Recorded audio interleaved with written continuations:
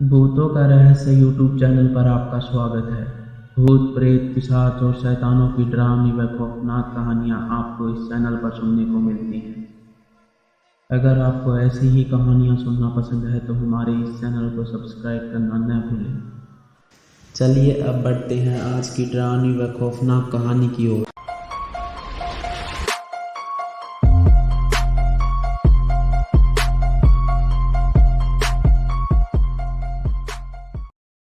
Hello दोस्तों, मेरा नाम मनोज है और मैं एक प्राइवेट कंपनी में जॉब करता हूँ। आज संडे की वजह से छुट्टी थी और मैंने और मेरे पुराने दोस्तों ने लगभग 2 हफ्ते पहले ही प्लानिंग कर ली थी कि हम सब लोग मिलेंगे और कहीं बाहर घूमने चलेंगे, क्योंकि कॉलेज के बाद हम लोगों का मिलना जुलना तो ना के बराबर ही था। 3 साल में हम लोग बहुत कम मिले थे। मैं, जतिन, आशीष और अखिल, हम चारों कॉलेज की टाइम से ही अच्छे दोस्त थे और घूमने फिरने के भी बहुत शौकीन थे। लेकिन अब सब लोग अपनी अपनी ज़िंदगी में बिजी थे। आज संडे था, इस वजह से मैं आज सुबह थोड़ा देर तक भी लेटा हुआ था, लेकिन मेरे फ़ोन की घंटी बजी। उसकी वजह से मेरी आंखें खुल गई। मैंने फ़ोन उठाकर देखा तो फ़ोन जतिन का था, क्योंकि हम घर से लगभग 10 बजे ही निकलने वाले थे। शहर में उन चारों के घर थोड़ी दूरी पर थे। जतिन के फ़ोन के बाद मैं तुरंत अपने बिस्तर से उठा और नहा धोकर नाश्ता वगैरह करके तैयार होकर बैठ गया, क्योंकि वो तीनों खुद ही मुझे घर पर लेने आने वाले थे। मैं घर में बैठे बैठे यही सोच रहा था कि कहाँ रह गए यह लोग, कि तभी आशीष का फ़ोन आता है और वो कहता है, अबे जल्दी बाहर आ, हम तुम्हारे घर के सामने ही खड़े हैं। आशीष के इतना बोलने के बाद मैंने तुरंत अपना बैग उठाया और घर के बाहर निकल गया। अखिल अपनी कार लेकर आया हुआ था। फिर उसके बाद मैं भी जाकर तुरंत गाड़ी में बैठ गया। हम चारों बहुत खुश थे, क्योंकि बहुत टाइम बाद चारों एक साथ फिर कहीं घूमने जा रहे थे। अखिल कार चला रहा था, तभी उसने कहा, हाँ भाई लोग, कहाँ जाना है यह तो सोच लो। बस घर से निकल आए कि कहीं जा रहे हैं, पर जाना कहाँ है यह बता तो दो। फिर आशीष ने कहा, भाई ले जा जहाँ तेरा दिल करे, आज वहीं घूमेंगे। फिर मैंने कहा, अखिल कहीं जंगल या पहाड़ों की तरफ चलते हैं, बड़े दिन से नहीं गए। फिर आशीष ने कहा, हाँ सही है। फिर उसके बाद हम लोग इंटरनेट पर सर्च कर रहे थे आसपास सबसे बड़ा और घूमने लायक जंगल कौन सा होगा। तभी जतिन ने कहा, अरे यह देखो मायावन, यह यहाँ से लगभग 20 किलोमीटर दूरी पर है, चलो आज वहीं चलते हैं। मायावन के बारे में तो हमने भी बहुत सुना था कि बहुत बड़ा और विशाल जंगल है, पर हम कभी वहाँ गए नहीं थे, क्योंकि यह पहाड़ियों की तरफ था। तो अब हमने यह तय कर लिया था कि अब हम चारों उसी मायावन में जाएंगे घूमने के लिए। फिर उसके बाद हम लोगों ने बाजार से थोड़ा खाने पीने का सामान भी ले लिया था, और कुछ सामान तो हम घर से लेकर आए हुए ही थे। फिर लगभग 2-2.5 घंटे के सफ़र के बाद हम उस जंगल के पास जा पहुँचे, जहाँ हमने पिकनिक के लिए सोचा था। वहाँ पहुंचकर हमने देखा जंगल सच में बहुत बड़ा था। बहुत दूर तक जंगल फैला हुआ था। कहते हैं कि यह जंगल लगभग 20 से 25 किलोमीटर की दूरी तक फैला हुआ है। हम चारों जंगल के पास पहुंच तो गए थे, लेकिन हमें जंगल के अंदर जाने का कोई अच्छा रास्ता नहीं दिखाई दे रहा था। जंगल काफ़ी दूर तक फैला हुआ था, इस वजह से हम भी गाड़ी में ही थे और गाड़ी लगातार आगे की ओर बढ़ा रहे थे कि शायद कहीं तो होगा इस जंगल के अंदर जाने का रास्ता। थोड़ा आगे और गए तो हमें वहां पर 2 वन विभाग के ऑफिसर दिखाई दिए।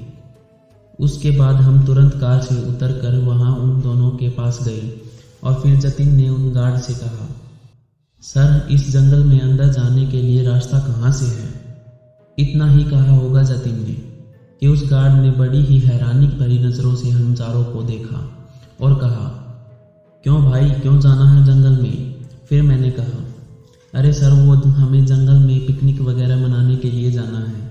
फिर उस गार्ड ने कहा, बाहर कितनी जगह है, आसपास ही घूम लो, पिकनिक मना लो, इसके अंदर जाने का रास्ता नहीं है और इसके अंदर जाना ठीक भी नहीं है। और हाँ, भूल कर भी कोशिश मत करना इसके अंदर जाने की, आसपास ही घूमो, क्योंकि जंगल के अंदर बिल्कुल भी जाने की किसी को भी अनुमति नहीं है। इतना तो साफ था, यह गार्ड ना ही रास्ता बताएंगे और ना ही इस जंगल के अंदर अब हम लोगों को जाने देंगे। लेकिन हमने भी तय कर लिया था कि जाएंगे तो जंगल के अंदर ही। फिर उसके बाद हम गाड़ी में बैठे और गाड़ी स्टार्ट करके हम लोग आगे की तरफ चलते रहे। शायद इतना बड़ा जंगल हमने आज तक नहीं देखा था। बहुत लंबा और बहुत विशाल जंगल था। फिर उसके बाद हम लगभग 2 या 3 किलोमीटर ही आगे गए होंगे, तभी हमने गाड़ी रोकी और चारों बाहर निकल गए। उस समय घड़ी में लगभग 2 बज रहे थे। कैमरा वगैरह सब सामान हम लेकर आए हुए थे, क्योंकि मैं फ़ोटो खींचने का बहुत बड़ा शौकीन था। हम इधर उधर घूम ही रहे थे कि तभी आशीष ने कहा, यार ऐसे तो हम इस जंगल में नहीं जा सकते, हमको ऐसे ही इन्हीं रास्तों से अंदर जाना होगा। वहाँ पतले पतले 2 रास्ते थे, पर तभी अखिल ने कहा, भाई यार तुम लोग चले जाओ, मैं बाहर ऐसे ही अपनी गाड़ी छोड़कर नहीं जाऊँगा, क्या पता कोई चोरी कर ले। फिर उसके बाद हम लोगों के बार बार समझाने पर अखिल भी मान गया और उसने गाड़ी सड़क के बिल्कुल किनारे जंगल में घुसाकर खड़ी कर दी। और अब हम लोग अपना अपना सामान उठाकर जंगल के अंदर जाने लगे।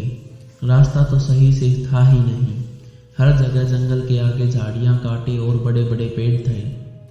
लेकिन हमको तो इस जंगल में जाना ही था, तो हम किसी तरह से उन झाड़ियों के बीच से ही अंदर जा रहे थे।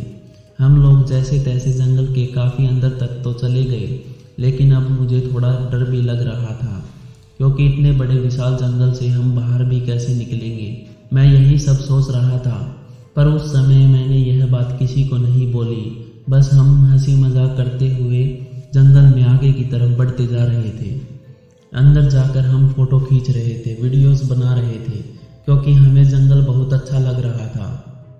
बड़े बड़े पेड़ और पशु पक्षियों की आवाज़ें पूरे जंगल में गूंज रही थी। फिर हम थोड़ा सा आगे और गए और एक बड़े से पेड़ के नीचे चारों बैठ गए।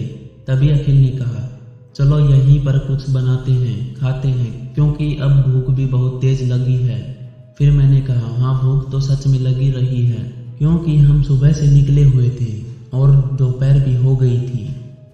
जतिन, अखिल और आशीष यह सब लोग अपने घरों से खाना बनाने के लिए सामान लाए हुए थे, गैस, चूल्हा और पतीला। फिर उसके बाद हम लोगों ने बिरयानी बनानी शुरू कर दी और पतीले में चढ़ाकर हम सब इधर उधर फोटो वगैरह खींचने लगे और मस्ती कर रहे थे। फिर लगभग 10 मिनट बाद मैंने वहां पर जाकर देखा कि बिरयानी पक चुकी है कि नहीं, पर जैसे ही मैंने पतीले का ढक्कन खोला तो मैं चौंक गया, क्योंकि पतीला तो बिल्कुल खाली था। फिर मैंने तुरंत जतिन, अखिल और आशीष तीनों को आवाज़ लगाई। मेरे आवाज़ लगाते ही वो तीनों भी तुरंत आ गए। मैंने कहा, भाई बिरयानी कहाँ गई? फिर तीनों ने कहा, अबे भाई मजाक मत कर, भूख लगी है, कहाँ रखी है, चल खाते हैं, सच में भाई बहुत भूख लगी है। फिर मैंने कहा, नहीं सच में मुझे नहीं पता कि क्या हुआ, मैं आया तो देखा पतीला बिल्कुल साफ था, लेकिन मेरी बात पर किसी को यकीन नहीं हो रहा था। वो तीनों कह रहे थे कि मैंने ही कहीं रखी होगी। फिर आशीष ने कहा, मनोज यार पहले भी तो तू ऐसे ही मस्ती करता था, पर भाई इस टाइम बहुत भूख लग रही है। फिर मैंने कहा, भाई लोगों कसम से मैंने कुछ नहीं किया, मुझे नहीं पता कि बिरयानी कहाँ है।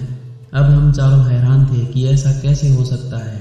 हम लोग ज़्यादा दूर भी कहीं नहीं गए थे, गैस पर बिरयानी चढ़ाकर इधर उधर फोटो ही खींच रहे थे। बस हम चारों हैरान तो थे ही कि ऐसा कैसे हुआ। पर फिर मैंने कहा, चलो एक काम करते हैं, यहाँ से थोड़ा आगे चलते हैं, मुझे इस जगह पर थोड़ा अजीब सा लग रहा है। फिर आशीष ने कहा, सही तो मुझे भी नहीं लग रहा यहाँ। इतना बोलकर आशीष वो फोटोज दिखाने लगा जो इतनी देर से वो खींच रहा था। पर उसने देखा हर एक फोटो में एक काली सी परछाई दिख रही थी। फोटो हम तीनों ने देखी तो तुरंत मैंने भी अपना फ़ोन निकाला और मैंने भी कहा, यह तो मेरे साथ भी हो रहा है। जैसे ही हम जंगल के अंदर आए थे तब से मैं फ़ोटो खींच रहा था और मेरी भी हर फोटो में यह काली परछाई दिख रही थी। हम चारों ने फोटोज वीडियोस बनाई हुई थी। सबके फ़ोन में जितनी भी फ़ोटो थी हर एक फ़ोटो में काली परछाई साफ साफ नज़र आ रही थी, जैसे कोई हमारे कैमरे के आगे ही खड़ा है। लेकिन हम फिर भी जंगल के अब बहुत अंदर थे। तभी मैंने कहा, चलो एक काम करते हैं, अब हम लोग बाहर निकलते हैं, जितना टाइम बचा है बाहर ही घूमेंगे फिरेंगे और शाम को वापस घर चले जाएंगे। आशीष, जतिन और अखिल उन्होंने कहा, हाँ सही है, वापस चलते हैं। फिर उसके बाद हम लोग अपना सामान वगैरह उठाकर जंगल से वापस निकलने लगे। पर यह तो किसी को भी याद नहीं था कि किस तरफ से अंदर आए थे। और अब किस तरफ से बाहर जाएं। हम सब लोग अपना अपना सामान उठाकर जंगल से वापस निकलने लगे, पर यह तो किसी को भी याद नहीं था कि किस तरफ से अंदर आए थे और अब किस तरफ के बाहर जाएं। पर जो भी है, अब बाहर कैसे भी निकलना है। हम बस यही सोच रहे थे, क्योंकि हम 1 बजे के आसपास से इस जंगल के अंदर थे और अब समय लगभग 4 बजे का हो रहा था। हमें काफ़ी टाइम हो गया था इस जंगल में। घनी झाड़ी, बड़े बड़े पेड़ और अजीब अजीब जानवरों की आवाज़ें हर तरफ से इस जंगल में आ रही थी, पर हम उन सभी आवाज़ों को अनसुना कर आगे बढ़ रहे थे।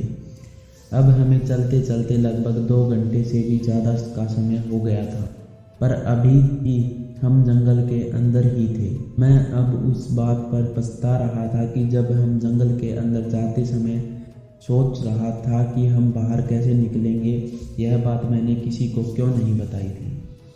बस इसी बात का मुझे पछतावा था कि मुझे पहले ही संदेह लग रहा था कि इतने घने जंगल के अंदर हम बिना रास्ते के जा तो रहे हैं, पर हम बाहर आएंगे कैसे। यह हम चारों में से कोई नहीं सोच रहा था। अब घड़ी में लगभग 6:30 बज रहे थे। जंगल में भी काफ़ी अंधेरा सा होने लगा था।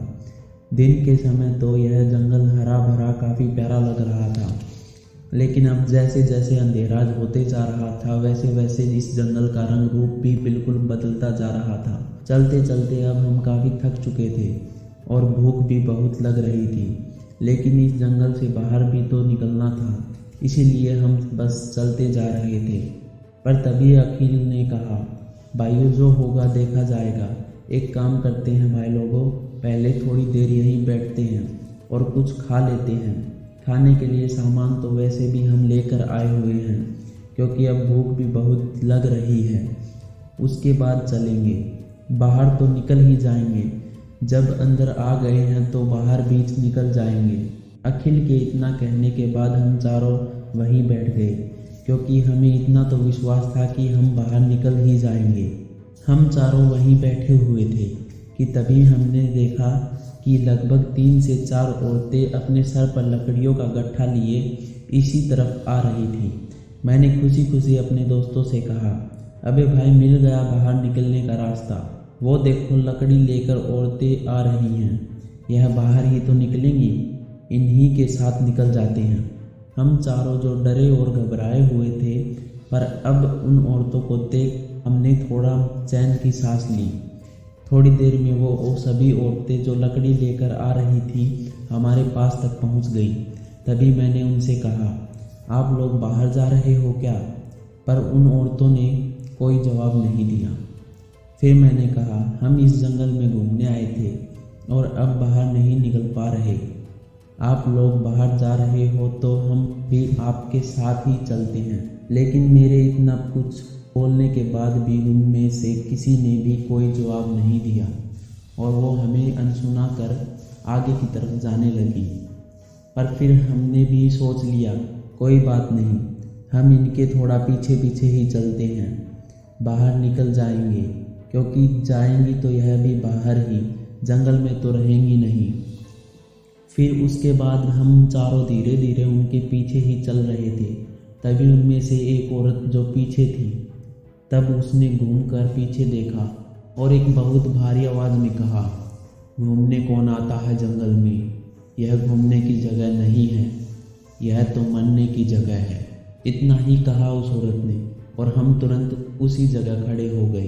अब वो सभी औरतें भी वहीं रुक गई, जो थोड़ी देर पहले कोई भी जवाब नहीं दे रही थी। फिर एक बार बोली, यहाँ कोई नहीं आता, तुम लोग कैसे आए? फिर मैंने कहा, बहन जी हम घूमने आए थे जंगल में, मगर कोई नहीं आता तो आप लोग इस जंगल में क्यों आते हो लकड़ी लेने? मेरे इतना बोलने के बाद वो सभी औरतों ने हम लोगों की तरफ देखा और फिर कहा, श्रापित जंगल है यह श्रापित जंगल, यहाँ कोई नहीं बचता है, जो आएगा यहाँ वो मरेगा। इतना कहकर वो औरतें लकड़ियाँ लेकर आगे की तरफ चलने लगी। तभी जतिन ने कहा, एक काम करते हैं, हम अभी यहीं रुक जाते हैं, इन पागल औरतों को जाने दो, पहले यहाँ से बाहर तो फिर हम भी निकल जाएंगे, जंगल ही तो है। अभी नहीं तो 2 घंटे बाद। लेकिन सच में डर तो हम सब लोगों को लग ही रहा था। पर थोड़ी देर में मैंने कहा, यार वो औरतें कहाँ गई? अब तक तो दिखाई दे रही थी पर अब कहीं नज़र नहीं आ रही। मेरे इतना बोलते ही हम चारों लोग थोड़ा तेज तेज चलने लगे। लेकिन काफ़ी देर चलने के बाद भी जब वो औरतें हमें कहीं नहीं नज़र आई, तब आशीष ने जतिन पर चिल्लाते हुए कहा, यार जतिन, तेरे चक्कर में रुक गए हम, नहीं तो उनके पीछे पीछे ही निकल जाते, तो कम से कम बाहर तो निकल जाते, उनको शायद रास्ता पता था। हम सब आपस में बहस कर ही रहे थे कि तभी थोड़ा आगे से किसी के बहुत तेज रोने, तड़पने और कराहने की आवाज़ें आने लगी। ऐसा लग रहा था कि कोई ज़ोर ज़ोर से चीख रहा है। हमने सोचा हो ना हो शायद वही औरतें ही होंगी और ज़रूर किसी मुसीबत में फंस गई होंगी। जंगल घना था, ऊपर से अंधेरा भी हो चुका था, कहीं किसी जानलेवा जानवर ने अटैक कर दिया होगा। यह सब सोच रहे थे और जिधर से आवाज़ आ रही थी उस तरफ भाग भी रहे थे। काफ़ी देर तक भागते भागते जतिन, आशीष और अखिल एक पेड़ के नीचे देखने चले गए, क्योंकि आवाज़ उधर से भी आ रही थी और आवाज़ सामने की तरफ से भी आ रही थी। इसलिए मैं अकेला ही भागते भागते सामने झाड़ियों की तरफ चला गया। पर तभी मुझे अखिल ने आवाज़ लगाई, मनोज रुको, मनोज रुको। लेकिन उन औरतों की आवाज़ें मुझे साफ साफ सुनाई दे रही थी। इसलिए मैं अपने दोस्तों की बातों को अनसुना करते हुए झाड़ियों की तरफ भागता हुआ जा रहा था।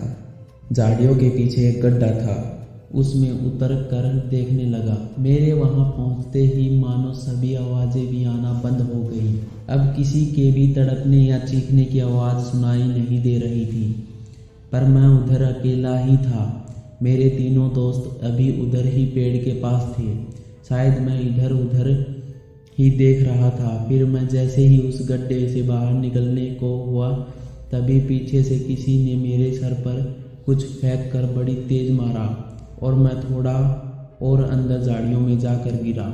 फिर उसके बाद मैं अपने आप को संभाल कर जैसे ही उठा तो मेरे होश उड़ गए। मुझे ऐसा लगने लगा जैसे मेरी सांस अटक गई हो, मेरी जुबान हलक में रुक गई, क्योंकि मैंने देखा उन झाड़ियों के पास अखिल, आशीष और जतिन की अलग अलग टुकड़ों में लाश पड़ी हुई थी।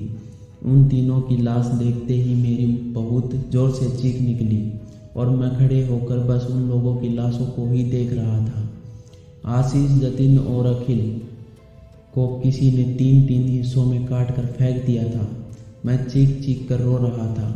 मेरी आंखों के सामने मेरे तीनों दोस्तों की लाश पड़ी हुई थी और मैं उस समय को कोस रहा था कि जब हमने इस जंगल में आने का फैसला किया था। पर तभी मुझे ऐसा लगा कि शायद कोई मुझे आवाज़ लगा रहा है। मैंने झाड़ियों से निकलकर गड्ढे से ऊपर चढ़ने की कोशिश करी और थोड़ी देर में मैं ऊपर चढ़ भी गया। पर वहाँ मैंने देखा आशीष, जतिन और अखिल मुझे बिल्कुल सही सलामत दिखाई दे रहे थे। वो मुझसे लगभग थोड़ी दूरी पर ही होंगे। वो अपने मोबाइल फ़ोन की फ्लैश लाइट जलाकर मुझे ढूंढते हुए आवाज़ लगा रहे थे, मनोज, मनोज, मनोज, कहाँ है तुम? मुझे अपनी आंखों पर कुछ यकीन नहीं हो रहा था कि मैंने क्या देखा और क्या है यह। अभी अभी नीचे गड्ढे में झाड़ियों के पास मेरे तीनों दोस्तों की लाश कटी हुई हालत में पड़ी थी और अब बाहर वो तीनों मुझे ढूंढ रहे थे। यह सब देखकर मैं समझ चुका था हो ना हो इस जंगल में छलावा है, जिसमें शायद मैं फंसने से बच गया और गड्ढे से बाहर निकल कर आ गया। बाहर आते ही मैं भागता हुआ फ्लैश लाइट जलाकर उन लोगों के पास पहुंच गया और जतिन, अखिल तीनों से मैं लिपट कर रोने लगा। तीनों बहुत हैरान थे। पर तभी आशीष ने कहा, भाई क्या हुआ मनोज? किन लोगों की आवाज़ें थी वो, और तू कहाँ गया था? लेकिन उस समय मेरे मुंह से कोई शब्द नहीं निकल रहे थे। मैं बोलने की कोशिश तो कर रहा था पर मैं बोल नहीं पा रहा था कि मैंने जो देखा वो, फिर उसके बाद किस तरह से मैंने अपने आप को संभाला। पर फिर भी थोड़ी देर में मैंने कहा, यार भाई, मैंने उस गड्ढे में झाड़ी के पास तुम तीनों की कटी हुई लाश देखी। मेरी बात सुनकर तीनों हैरान थे। पर तभी जतिन ने कहा, भाई तेरी तबीयत तो ठीक है, क्या हुआ तुझे? कैसी बात कर रहा है?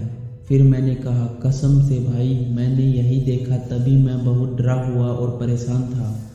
फिर अखिल ने कहा, चलो देख कर आते हैं। पर मैं भी बहुत डरा और घबराया हुआ था, लेकिन मैंने भी कहा, हाँ चलो, यह सामने ही गड्ढा है और नीचे झाड़ियों के पास ही है। लेकिन आशीष ने हमको जाने से रोक दिया और उसने कहा, शायद इस जंगल में कुछ न कुछ है, क्योंकि वो औरतें भी हमें नहीं दिखी, बस उनकी चीखने तड़पने की आवाज़ें सुनाई दे रही थी। हो न हो इस जंगल में छलावा है। आशीष की बात सुनकर ऐसा लग रहा था शायद जो मैं सोच रहा था वही आशीष भी सोच रहा था। फिर उसके बाद हम चारों ने अपने अपने फ़ोन की फ्लैश लाइट जला रखी थी और हम बस यही कोशिश कर रहे थे किसी भी तरह से इस जंगल से बाहर निकल जाएं। ऊपर से यह सब देखने के बाद मेरी हालत बहुत ज़्यादा ख़राब थी।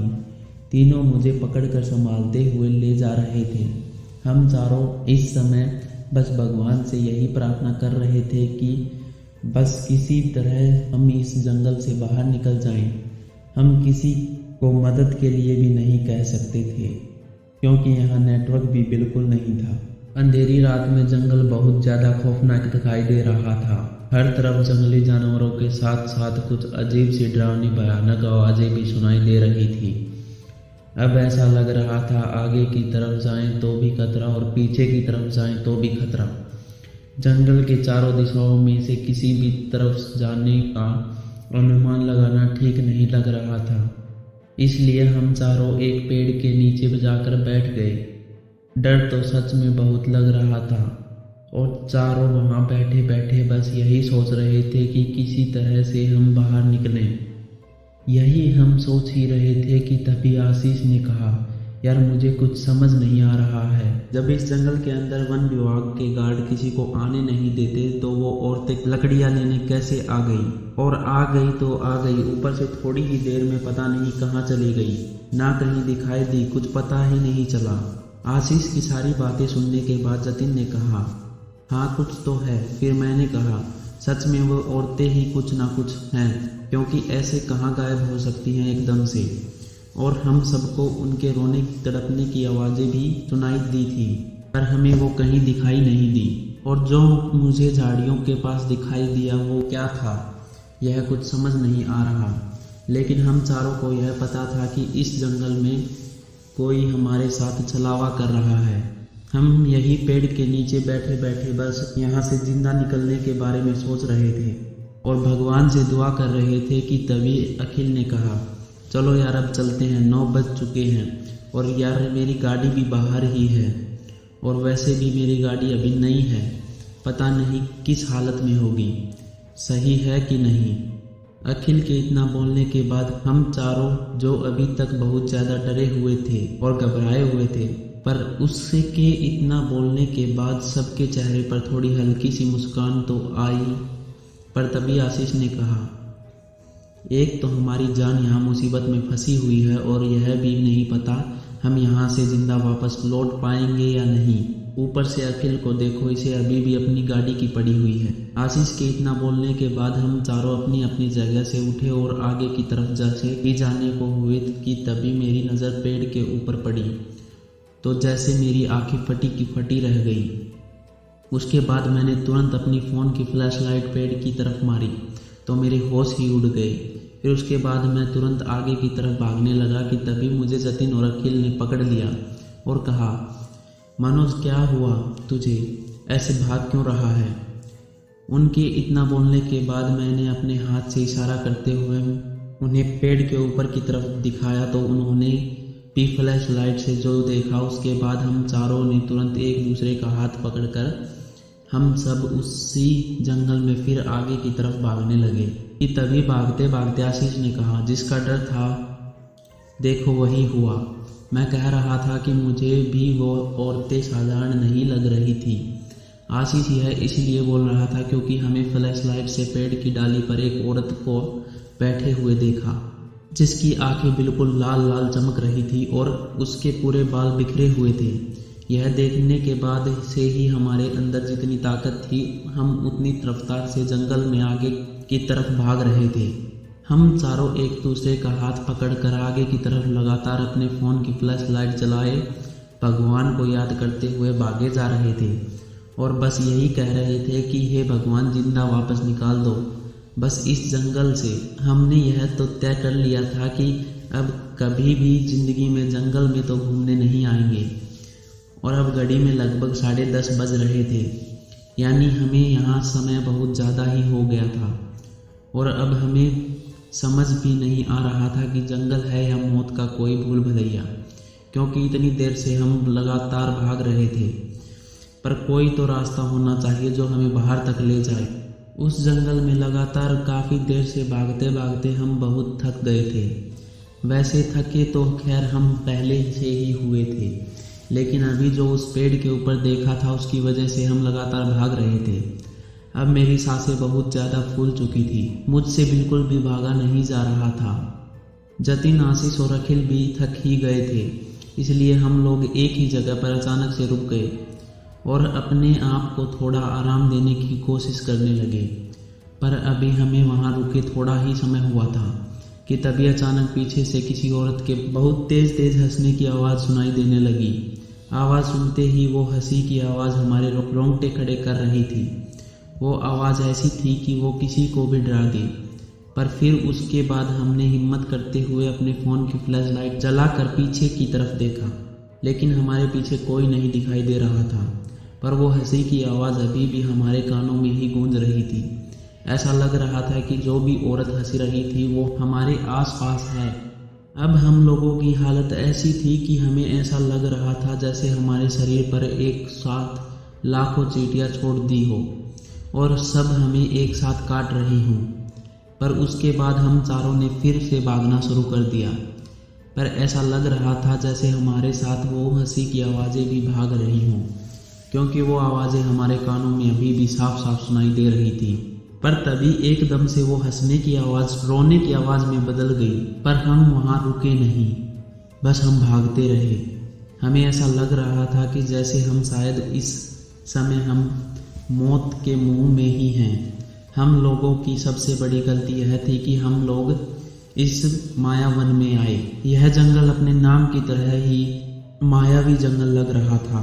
इस जंगल के अंदर तो हर जगह मौत का जंजाल बिछा हुआ है, क्योंकि हर तरफ से बस रोने, चीखने और तड़पने की आवाज़ ही सुनाई दे रही थी।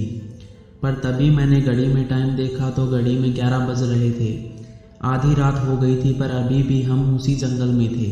अब हम लोग यह भी सोच रहे थे कि शायद पता नहीं कि अब हम यहाँ से जिंदा वापस जा भी पाएंगे या नहीं, लेकिन हम एक पल के लिए भी कहीं नहीं रुके। हम लगातार आगे की तरफ तेज तेज कदम बढ़ाकर चल रहे थे, क्योंकि भाग भाग कर हम बहुत ज़्यादा थक चुके थे। हम ऐसे चल रहे थे कि तभी ऐसा लगा कि पीछे से कोई बहुत तेज से भागता हुआ हमारी ही तरफ आ रहा हो। आवाज़ सुनकर मैंने जैसे ही पीछे मुड़कर देखा कि तभी किसी ने अखिल को एकदम से पकड़ लिया और आगे की तरफ खींचने लगा। पर वो जो भी था उसका चेहरा दिखाई नहीं दे रहा था। फ्लैश लाइट से भी कुछ समझ नहीं आ रहा था कि कौन है, पर वो जो भी था उसने एकदम से अखिल के पैर पकड़ा और उसे घसीटते हुए आगे की तरफ ले जाने लगा। उसके घसीटते ही अखिल के तड़पने की आवाज़ पूरे जंगल में गूंज रही थी। अखिल रो रो कर लगातार चिल्ला रहा था और यही बोल रहा था, छोड़ दो मुझे, छोड़ दो मुझे, मुझे बचाओ, बचाओ मुझे। मनोज, आशीष, जतिन तीनों का नाम लेकर वो लगातार पुकार रहा था। हम लोग भी रोते चिल्लाते हुए अखिल के पीछे ही भाग रहे थे। उस समय हमारे सामने ही हमारे एक साथी को ना जाने कौन घसीटते हुए लेकर चला गया था और हमको पता भी नहीं चला कि कौन है वो। फिर भी हम अखिल को आवाज़ मारते हुए लगातार अखिल के पीछे पीछे भाग रहे थे। पर एकदम से जो अभी तक अखिल के तड़पने चिल्लाने की आवाज़ बहुत तेज तेज सुनाई दे रही थी, वो आवाज़ एकदम से शांत हो गई और उस आवाज़ के शांत होते ही ऐसा लग रहा था कि उस पूरे जंगल में सन्नाटा सा छा गया हो। लेकिन हम लोग अभी भी लगातार अखिल को आवाज़ लगा रहे थे, अखिल, अखिल कहाँ है तुम?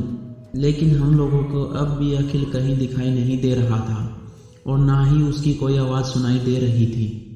हम तीनों हर तरफ झाड़ियों में जा जाकर लाइट मार मार कर देख रहे थे, अखिल को ढूंढ रहे थे, लेकिन अखिल हमें कहीं नहीं नजर आया। आश्चर्य की बात तो यह थी कि जब से अखिल के तड़पने और रोने की आवाज़ बंद हुई थी, तब से उस जंगल में भी जो खतरनाक डरावनी रोने चीखने की आवाज़ें हमें सुनाई दे रही थी, वो भी नहीं आ रही थी। वो सब भी एकदम से अब बंद हो चुकी थी। पर हम अपने दोस्त को ऐसे गायब होते नहीं छोड़ सकते थे। इसीलिए हम तीनों ने सोच लिया था कि पहले अखिल को ढूंढेंगे, उसके बाद ही यहाँ से बाहर निकलेंगे। तभी मैंने कहा, कहीं ना कहीं मुझे ऐसा लग रहा है कि यह जो अभी अखिल के साथ हुआ है वो हमारे साथ भी हो सकता है, क्योंकि उस समय उन औरतों ने कहा था कि यह श्रापित जंगल है। मेरे इतना बोलने के तुरंत बाद आशीष ने चिल्लाते हुए कहा, मनोज, उन औरतों की बात को मत मान। सारी आफत की जड़ वही औरतें हैं। उन्हीं औरतों ने ही हमारे दोस्त अखिल को गायब करा है। यही सब बातें करते करते हम अखिल को ढूंढ ही रहे थे कि तभी जतिन, जो हमारे साथ ही चल रहा था, वो किसी चीज़ से टकराकर बड़ी जोर से मुंह के बल झाड़ियों में गिर जाता है। उसके गिरते ही तुरंत हम दोनों ने जतिन की तरफ लाइट मारी और जतिन को उठाया तो हम सबके होश ही उड़ गए। क्या हुआ जतिन के साथ? क्या हम उस श्रापित जंगल से बाहर निकल पाएंगे? जानिए कहानी के अगले एपिसोड में।